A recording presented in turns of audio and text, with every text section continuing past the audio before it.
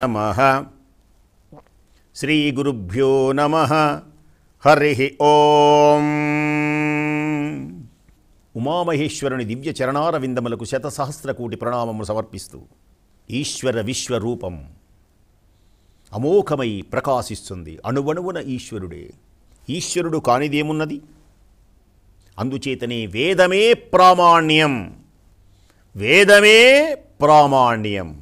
ఓం నమో బభ్లుషాయ వివ్యాధినేనాన్నాం పతయే నమః. అన్నానాం పతయే నమః. బభ్లుషాయ. బభ్లుషాయ అంటే ఈశ్వరుడు వృషభవాహనుడు. వృషభమునకు 4 పాదములు ఉంటాయి. ఆ 4 పాదములే ధర్మార్థ కామ మోక్షములు. ఆ 4 పాదములే ధర్మం. ధర్మము 4 పాదముల మీద నిలబడి ఉంటుంది. ఆ 4 పాదములే సత్యం, శౌచం, అహింస, శాంతి. ఈ 4 పాదములు ఎవడైతే సత్యమార్గం నడుస్తున్నాడో అతడు ధర్మపరుడు. ఎవడైతే శాంతి మార్గంలో ఉన్నాడో అతడు ధర్మపరుడు. ఎవడైతే శుచిని పాటిస్తున్నాడో అతడు ధర్మపరుడు. మాటలలో శుచి, కళ్ళలో శుచి, నడతలో శుచి, నడకలో శుచి. అంటే శుభ్రత ఉండాలి. చక్కని నవ్వు నవ్వాలి. వెటకారంగా నవ్వకూడదు. ప్రేమగా చూడగలగాలి. మంచి మాటలు వినగలగాలి. ఇవన్నీ ఈశ్వరుడివే. అందుచేతనే ఈశ్వర అర్చన చెయ్యాలి. ఈశ్వర అర్చన చేస్తే శుభములు కలుగుతాయి. మహానుభావుని యొక్క దివ్య అనుగ్రహం మనం సంపాదించాలి అంటే ఈశ్వరుని యొక్క కరుణ మన మీద ప్రసరించాలి.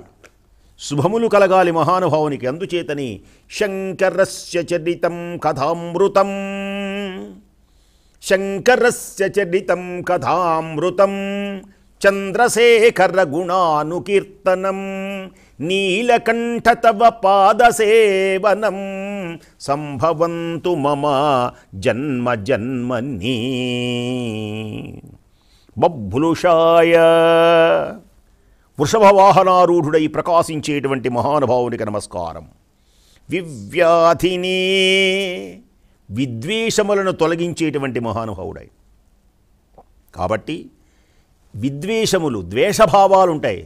ద్వేషభావాలు తొలగితేనే ఈశ్వరుని కరుణ కలుగుతుంది. అన్నానాం వివ్యాధినే అన్నానాం పతయే నమః. వివిధములైనటువంటి అన్నములు. అంటే అన్నములు అంటే కేవలము తెల్ల బియ్యమే కాదు. జొన్నలు కానీ, రాగులు కానీ, ఆవాలు కానీ, మెంతులు కానీ, మన వంటింట్లో మనం వండుకునేటువంటి పదార్థములన్నీ అన్నమే.